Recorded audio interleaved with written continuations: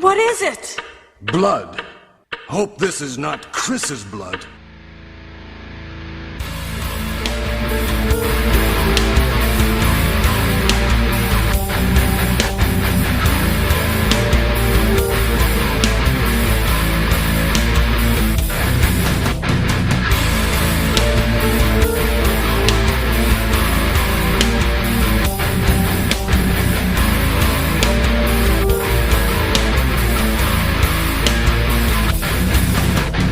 What's up, everybody? Welcome to the 2236 podcast. This is a survival horror podcast, an extension of the Loot Bros podcast. I'm your host, Residentdarrell, and along with me this week, I've got Young Twist. How you doing, folks? And speaking of this being a survival horror podcast, do we really have to survive through this mug? I mean, you might be safe when you're in, but over here on our end, I mean, it's kind of rough over here. There's some kind of viral gas going through the air as we speak. Well, speaking of viral gas, I happen to be in the source of the viral gas. The echo that you're hearing is the bathroom. That's right. We keep it real on the 2236 podcast. And I also have my co-host on the Loot Bros is Frosty. Don't shoot. I'm a human. Oh my God. That's one of my favorite lines. That was like my dream for this show, was to always have little one-liners and little clips from the old Resident Evil games. We got to start then. We got to start. That was too close. You were almost a Jill sandwich. What is it? There's 500 lines of Barry saying, "What is this?" I like umbrella. That's my favorite. Oh, God. The way you say it. We need to have an episode of the show where we talk about how Steve was one of the worst extra characters in all the series. Yes. Not only, as soon as you hate him from start to finish. And then just when you kind of start liking him.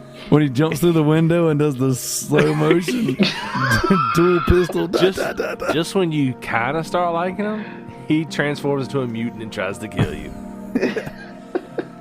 The main topic of discussion today is Resident Evil 1. Now, I'm not talking about the remake on GameCube, which later got ported to the HD consoles. I want to talk about old school PlayStation 1. Director's cut. There you go, Director's cut. Resident Evil 1. I want to know where you guys were at when you played it. How old were you? What was your experience like? Frosty, take the floor. So, back in my heyday, when PlayStation 1 came out, I was very fond of the PlayStation 1, and I was playing games like Parappa the Rapper and Crash Bandicoot 2. Very horrifying games. And Street Fighter EX plus Alpha, which at the time was... I actually thought, I loved that game back then, and then when I got older, I realized I hated the game. And now that I look back, I actually really like that game. They had some really cool characters in that game. But you also realized you was playing Alpha Part 2 minus Mega Edition. It's still good. So, funny story. My grandpa's shed, he had two sheds. He had one shed. One tool shed for whacking off. One shed was like a catch-all storage hangout spot, and the back shed was like where he kept his tools and his drop cords and his whack-off spot. His spank bank. So back in the day, we used to raid the shed and make it our game room. It was like our game getaway, and we did this for years. It's like a generational thing. It's kind of weird, but my uncle, back when he was in high school, in fact, because he's not that much older than me. My mom had me at a young age. My uncle's 8 years older than me. And when he was in high school, he had a bunch of friends come over, and they rented a bunch of games and smoked a bunch of weed in the tool shed. And one of those games that they rented was Resident Evil 1. And I remember they left to go somewhere, and he actually wouldn't let me go in the shed. He's like, "You can't come in here." I was like, "I want to hang out with you guys." You'll get contact. I thought it was because they were playing scary games. Little did I know they were smoking pot. So They leave. I go in there. And on the PlayStation is this game. And I'm looking at it. I'm like, this looks really scary. I'm down. God, I must have been 10 or 11. Like, I was young. And I popped this game in. And I'll never forget the zombie head turn. Was the most terrifying thing I'd ever seen, man. Like, the opening scene, like, it scared me. Like, I'm not gonna lie. Looking back now, I laugh. I'm like, it's cringeworthy. It is now. awful. But like back then, I'm watching it. I'm like, this is really neat. And I get to the hallway, the infamous hallway where the zombie head turn takes place. And dude, I ain't gonna lie, I was really scared. Like after that scene, like I was so on edge, like the rest of the game, you know. Like, and I didn't beat it then, you know, like. Because it was just a rental, and I was just a dumb kid who just wandered into the tool shed. And I don't know, like, as weird as it sounds, like that's where I was when I played Resident Evil 1. I was in a old shed. You're you're baking I was in in the jerk. shed. I was in a whole jerk shack. You were in a place where zombies dwell. Pretty much. Yeah, they were zombies, all right. But since that day, like I was addicted. I was hooked. I'm not gonna lie. Like the second one came out, and I know this isn't trying not to go too deep into the sequels, but the second one came out, and I was still kind of too young for that. And I rented. I actually somehow got my hands on it. Like I think my grandma rented it for me, and she was asking me like you know. She didn't ask me questions. She was like, "What is this game?" And I was like, "Oh, it's just you fight monsters." She's like, "Good enough for me." She rented it, and I took it home, and my mom found me playing it, and my mom was livid, dude. Did she find you playing with it or playing the game? Well, both. And you got any tits in it? No. Okay, good enough for me. Good enough for me. And my mom saw it. She's like, "What are you playing?" And I was like, porn." No, I didn't say that. I was locking off. I wasn't playing this game. I'm not playing Resident Evil. And she took the control from me, and she starts playing, and she dies. And you know how the death scene, like you fall down, and they all the zombies are biting you, and there's like sprites of blood fly up, you know. And she saw that, dude. She got so upset with me. She's like, "You don't need to be playing this. You're too young for this." Well, Daniel, why is he eating the booty like groceries? So I got in trouble playing what I love. And what I loved was Resident Evil. But yeah, I was way too young for that stuff. But when I got older, of course, I got really big into it. You know, like horror games were just something about them, man. Like specifically Resident Evil 1, you know. Like, because when I got older, like the GameCube came out and we got Resident Evil 4. And then we got, the Dreamcast. The Dreamcast came out, we got Code Veronica. Yes. And then we got Resident Evil 4. HD remake. And then remake. It was yeah. HD. I remember I like followed the news on remake for the longest time, because I remember when they first announced it, they showed a screenshot of Jill, and I was like, "That's my girl." I was like, "One day, I'm gonna marry that girl." And then like they finally came out with the game years later on the GameCube. That's all she wrote, man. What about you, Donnie? I cannot tell you the exact age. Probably around the same age. We are the same age, and we are around the same age. I think. I'm 84. Not the age, the year. My bad. I'm 85. Okay. 88. You're the oldest, Donnie. You guys should have been respecting me a little bit more than what y'all been. I'm your elder. No, but so we're around the same age, give or take a year or two. I can't exactly remember the day either, but I do remember playing Resident Evil at a young age, and yeah, it was pretty scary. Like, my love for horror wasn't as great as it is now, as big as it is now.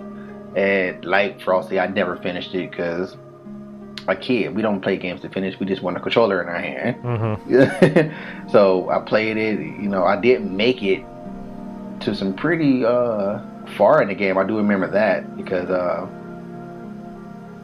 I did eventually beat it one day. But back then we had strategy guides, and I was really into the strategy guides back then. Now I like to collect them, just to read up on the backstories of the characters and all that stuff. Same here. Yeah. So I, ever since Resident Evil it came out, I've been a huge fan ever since it came out. The first one, and that first scene turning around the zombie, that's like the most. I bet you that's like the first thing that all Resident Evil fans of the first one was mentioned first, because that's it. Like, you plan a knockoff if that doesn't happen. Yeah. Like, you're like, no, you didn't play Resident Evil because the zombie didn't turn his head at you. You playing something else. That's not Resident Evil. Yeah.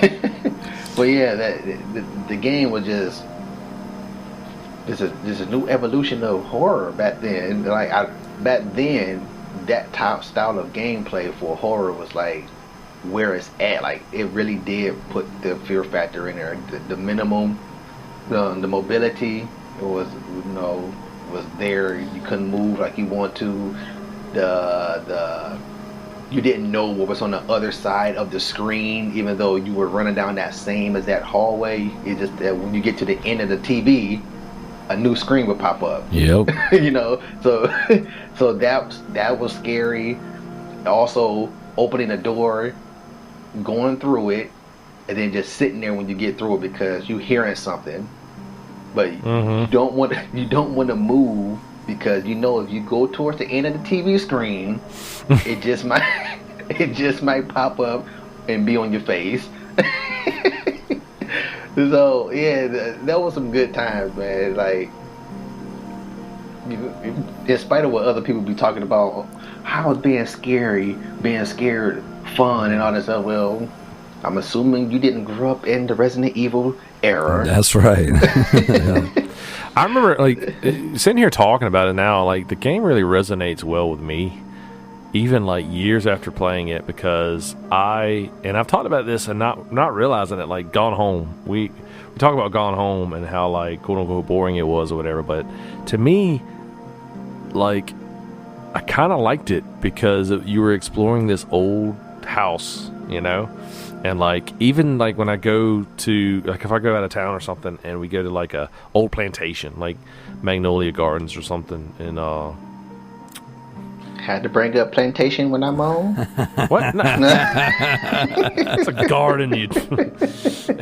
Anyway, like when you going into an old house, and, like, seeing how everything was just built differently and stuff. Like, I remember when you're playing, like, Resident Evil, when you're in the mansion, like, how just vast the mansion is, and you're exploring and you're discovering all these secrets and stuff, and reading, like, the all these, like, really creepy journals and stuff. Like I love that. Itchy, tasty. Yeah, like, it's classic, man. And so that resonates with me when I play other games and I'm, like, in an old house, and I think that's why, like, I think that's really why a lot of people are really digging Resident Evil 7, because it puts them back in that setting. Yep. And this, like, and I might have said this in another show, but Resident Evil 7 really reminds me a lot of, like, the elements of Resident Evil 4 with the first Resident Evil. And so I think Capcom understood that, like, they basically took, the two fan favorites and put them together. Well, yeah. Made a weird first-person baby with them. Yeah. I want to say on the pilot show, I talked about my experience, because my first Resident Evil game I ever played was Resident Evil 2. And then immediately after I played it, I tried to go buy it, couldn't get my hands on it, so I ended up with Resident Evil 1. Resident Evil 1 was so much scarier than Resident Evil 2 at that age. Like, Resident Evil 2 wasn't just scary, it was cool. Like, there was something about Resident Evil 2 that I was like, oh my god, this is freaking awesome. I have never experienced anything like this. I love it. To this day, still my favorite game. But then I went and played Resident Evil 1, and, like, the isolation, and I didn't realize this as a kid, when I think about, like, my memories of that game, and then as an adult playing that game too, like, being in the mansion, being alone, like, especially with Chris's playthrough, you really don't interact with very many people as Chris. With Jill, you interact with Barry. Barry says a lot of silly stuff, so it kind of makes light of everything. But like I started, he saved your life a lot. Let me handle this. Let me handle this. I have this. It's a lockpick. Since you're the master of unlocking, all this is blood. I hope this isn't Chris's blood. I'd kill to have like they need a parody video of that. He's like, let me handle this. And he's shooting and the zombie's still coming. He's like, oh God, oh God, oh God. There's an entire cartoon parody series on YouTube. It's really fun. But, going into the mansion, and you guys mentioned the zombie head turn. That was terrifying. But do you remember the dog busting through the window shortly after? God, yeah. Like, that was the first time I think a game ever made me jump. Like that scared the crap out of me. Freaking awesome. Like, that was one of those games to where I got legitimately lost and, like, stuck. Couldn't figure out what I was missing. Resident Evil changed the way I play games to this day, because I remember in the old Resident Evil games, makes you think. It did make you think, and you would go into a room and you'd just basically be spamming X across every square inch of every crack of waiting on something to turn up, because you're searching everywhere in the environments for tools, keys, crests, ammo, like. And that game, why doesn't this game have a master key? God. Why can't I shoot through these doors? I mean, granted, that wasn't a thing you could do back then, but in my mind, I'm like, why does the key take up a whole slot in your inventory? Oh my gosh, yes. Why am I wearing this? I have 20 pockets. I have like 30 keys on a key ring if it's in my pocket. But that game was the design of the level design, and like going and finding a key on one side of the map and then having to run all the way back to the other to unlock all the doors that you remembered. Like, that game taught me how to think and process and problem solve, and like the puzzles and all that stuff. It was mind blowing. Like, that stuff was so cool to me. And I remember just like, it was like a non-stop adrenaline rush the whole time I played that game. All the way up to the end where you fight the tyrant, and it's like, that game was so exciting. Like, Resident Evil 2, opened me up to it. Resident Evil 1 was the first, Resident Evil game I played through and beat. And like, I remember me and my brother, and I've told the story on other shows before, we would sit down with our consoles. I had the PS1, he had the Nintendo 64, and we played Resident Evil 2 side by side on two different TVs. When we had Resident Evil 1, it was just one TV, one console, one game that, so we would share it. So we would play. And I remember watching him, and my brother is 4.5 years younger than me. I was 11 or so whenever I discovered Resident Evil. I couldn't have been more than 13 or 14 when we were playing the game, like, religiously. But we're playing the game, and I remember we get all the way to the tyrant, and we don't have any ammo. And our last save file, was really far back. So it's like, we have 0 bullets. We're fighting tyrant. I think we might have had a couple bullets, but at this point in the fight, we got nothing. And he ran around him and fought him with a knife and killed him with a knife. And that was the biggest accomplishment. Like, we would talk crap, and he was like, we were talking back and forth about who sucks at games, whatever. He's like, I beat Tyrant with a knife. What have you done? And I'm like, oh, you suck. Yeah, that right there still doesn't accomplish to a lot of the games that you beat now. Yeah, true that. Nowadays, like, that's just one bronze trophy. Yeah, that would be a bronze trophy to beat him with a tire or with a knife.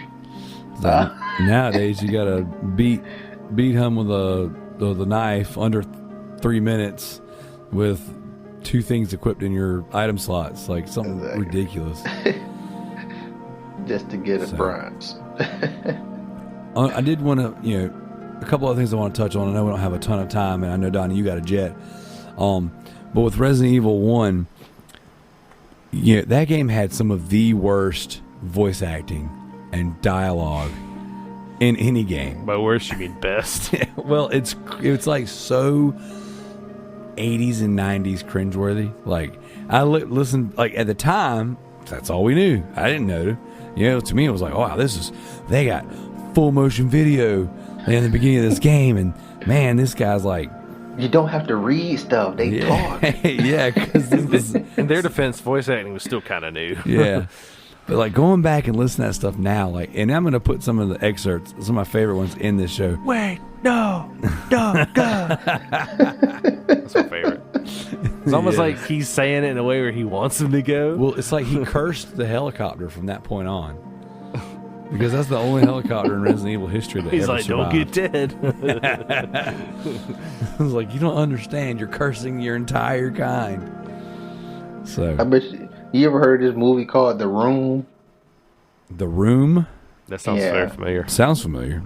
It got like some extremely bad voice acting, and well, it's acting period because it's not a cartoon. They're not doing voiceovers, but the way Resident Evil voice act in Resident Evil 1, that's the way they act in that movie. Like, but they doing it for real. Like, it's kind of like they did not realize that they were acting like that. I have to watch this movie now. Man, I tell you, it's so crazy because, like, thinking back on that game, some of my fondest memories of it are the dialogue. You know, like meeting up with Barry on the upstairs, and he's like, again, it was always my favorite line. Don't worry about me because I have this, or however he says it. It was always the I have this when he was referring to his gun. But like the dialogue came, and then 30 seconds later, then the motion. Mm-hmm. It was like, it wasn't like he did it fluidly. It was like he's like holding his hand out. Don't worry about me because I have this. I always loved it when like he's like, this should come in handy, and like they reach over to hand you an item and their hands like all open. Yeah. And then your little inventory screen pops up. It's like he just gave you a grenade launcher. It's like, what the heck? It's a tiny grenade launcher. Or how about like you get out on the balcony and you see Forrest and he's like all shredded and mutilated. And you're like, he was pecked to death by crows. Like, what? Of all the things in the world, that's what you're like.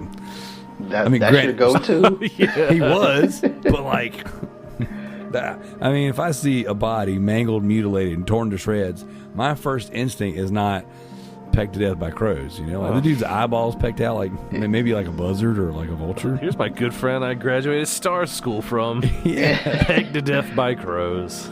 My thing is automatically going to something big, and I need to get out of this area. I know, right? How about like, I don't know if you guys ever like, natural first instinct for me was to go right back out the door I came in. And that full motion video, I say full motion, it was CG, but it was really bad CG, of the dog trying to bust in the front door of the mansion.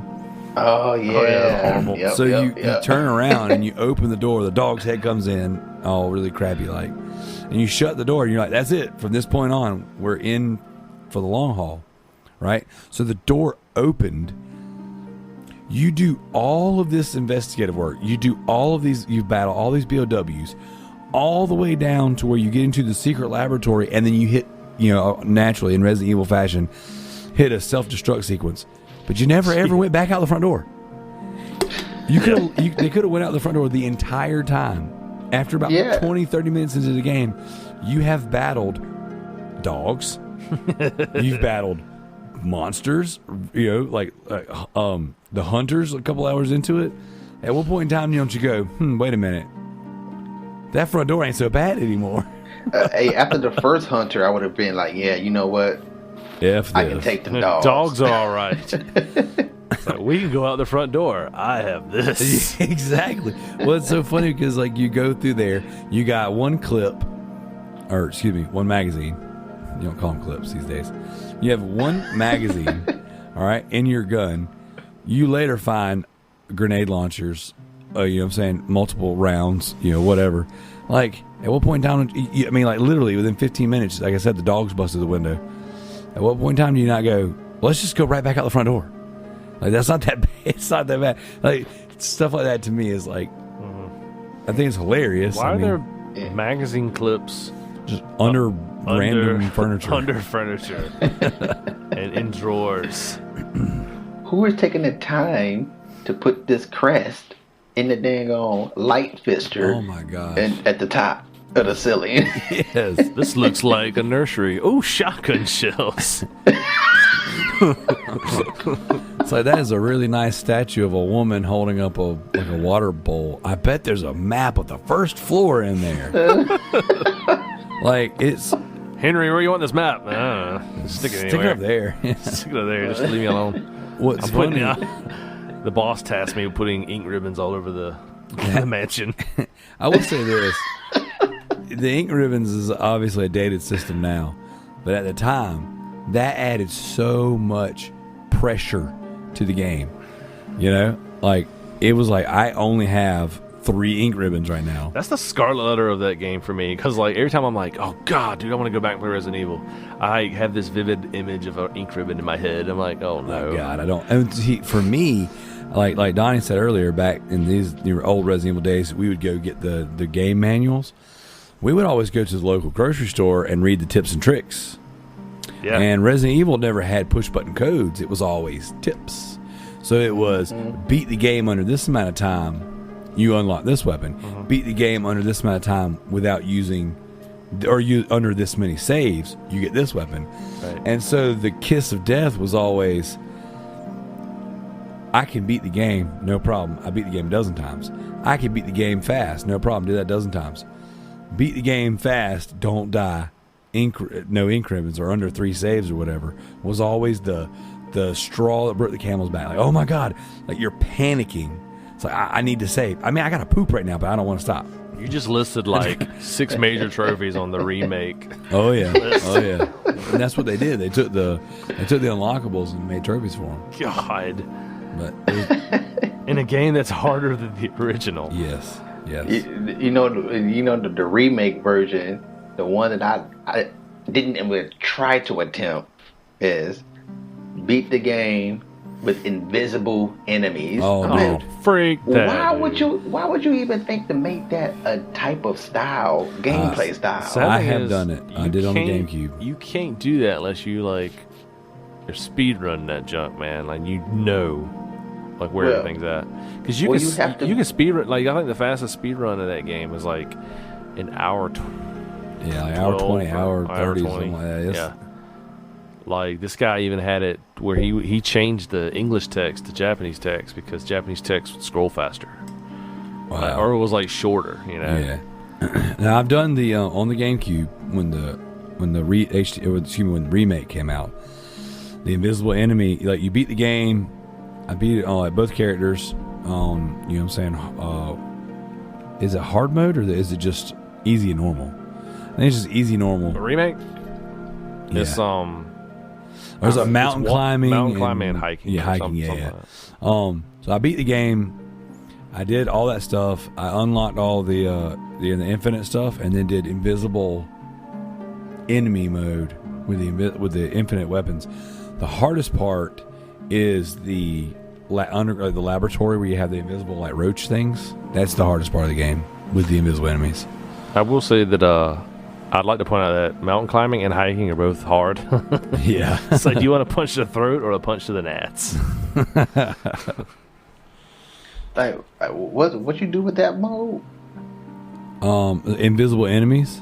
Are you talking about the mountain climb? Oh no, Those those were the difficulty settings on the You die remake. easier. Yeah. Like there's like Oh, health items that are like missing. Yeah, instead of it being easy or normal, it's called mountain climbing or like hiking or something like that. So what it's does that got to do with Resident Evil? It's like just like you said, it's like, do you want to get punched in the throat or do you want to get punched in the nuts? Well, I don't want to get punched in neither. They both have devastating endings. Yep. That's my point. Like they ask you at the beginning of the game, like, you want it to be hard or a little harder? Like, where do you want it, baby? Like, I don't want it at all. Where So- do you want it? Oh, well, I know we don't have a ton of time, so I definitely wanted us to just talk and reminisce on these games. What we will do later in another episode is we'll compare the first game to the remake and talk about the differences between the two, the similarities, obviously the content that was added into the remake. What would be really awesome is if everyone would play through, you know what I'm saying, the play through it, watch on YouTube, whatever you got to do. And same thing goes for the community. If you're listening to the show, if you've subscribed to the Loot Bros, then you get this show for free once a month if it comes out. And so what we'd like for you guys to do is to go to the Loot Bros Facebook group. Hit us up at lootbros@gmail.com and send us your 2236 questions. If you have any questions about Resident Evil, you have any comments, you want to tell us what you liked about Resident Evil 1, where you were at when you played Resident Evil 1. What were some things that you thought were super ridiculously silly, super ridiculously scary, all that stuff. Any kind of feedback from the community is more than welcome, and we will share that stuff on the next episode. But you get so many of, what does 2236 stand for? Why is it? Don't say it here. Don't say it now. Just let that question just keep. We'll let it marinate. Building up. Yeah, keep building up. 2236 Buffalo. There you go. And I was going to comment on what you said, with what Frosty said earlier, but you brought it back up again. About go back and play it, refresh it. I was just going to say I'm a huge fan, and we talked about this before, Darrell, is that, but I cannot go back and play it. Yeah, they're hard to play. And not because, it's so, well, I guess it is because it's so old, but it's kind of like I just cannot convert back to the old play style. Like I said, my gaming has evolved with the times of games. Like I'm used to fluent motion now. I can't play tank motion anymore. It's hard, man. Anyone looking to go back and play Resident Evil 1, I would recommend downloading the remake on even the remake. remake. Well, if you remember, they had there's an analog option. Yeah, there's an analog option, makes the movement a little bit more freeform, which honestly messes with me because like if you're pushing down to move in a direction and the camera changes, you're still holding down. Yeah. Mm-hmm. So like it kind of screws in my head a little bit. He's like, yeah, because when the camera changes, as long as you don't let go of the thumbstick, it'll keep moving the direction you want it to move. Mm-hmm. The minute you let go and then hit down again, now it's moving the opposite direction. Yeah. You got to be like me, because what I have done is I developed a gear shifting type thing. When you switch your gears in the car, if you got a stick shift, every time the screen switch, I clutch the analog. So every time I bring it back and then push it back forward so I can go the right way. I got real good at that. That's a pro right there, man. Yeah, I got real good at that. Every time it flicks to the end of the TV, I clutch it. That's a tip right there. That's a pro tip. That's a pro tip. Well, you guys got anything you want to plug before we sound off for this evening? Frosty, you got anything you want to let the audience know about? I was just gonna say, we appreciate y'all listening. Be sure to support us at the Loot Bros podcast, in all our different avenues: YouTube, SoundCloud. We are on iTunes, Stitcher, Google Play now. Yep. So leave a review. This is subsidiary, if you will, of the Loot Bros. So hopefully we'll be bringing in more shows like this, more content and stuff. Slowly but surely. We've all just been super busy, but we're getting it done. So, what about you, Donny? Yeah, I just want to, of course, whatever talk. Go check that out. Send us anything that you want to talk about, or just comment. We on iTunes, Facebook, iHeartRadio, YouTube, various. Podomatic is the home of whatever talk. And also be sure to check out the Whatever Talk Gaming, Anime, Talking to Myself, Top 5, and a couple other ones. If my next gaming, Whatever Talk Gaming, would be about Hellblade, which I would like to have the loot on to talk about. I'm down. So, yeah, it's some things on there I just gotta talk about. That was mentioned before on the first Hellblade, because I just don't see how you guys talk about this is the next game of the year. I just can't see it. Oh, we got a hater. Oh, I just can't see it. I agree, Donnie. It was trash. I ain't gonna say it's I trash. haven't played it. I'm just playing. I was gonna say what? Yeah, I'm not gonna say it's trash, but game of the year is really far from it. Oh, we got a hater. Well, I am Residentdarrell. You can find me at Residentdarrell on the PlayStation Network, where I will be playing Resident Evil games. I am 2 trophies away from the Umbrella Corps Platinum. Again. I'm still 2 trophies. No. This is still Umbrella Corps is the fast-paced third-person shooter, multiplayer shooter. I mean, Yeah. Just 2? That's impressive. Just 2, man. It's been a long grind.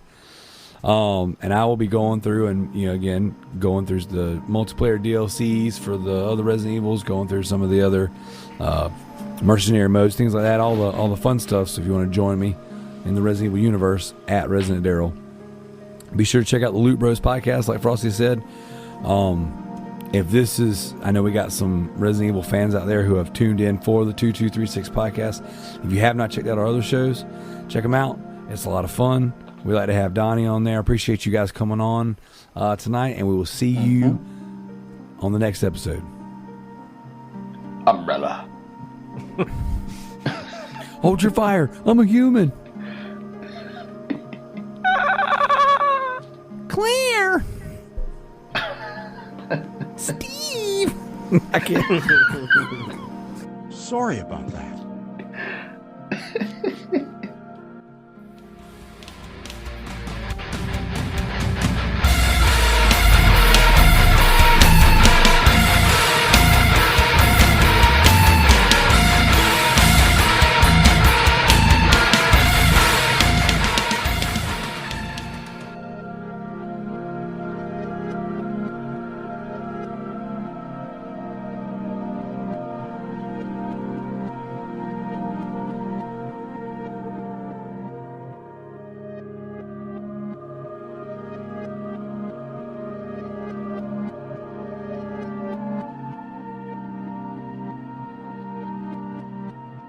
Hi, Jill.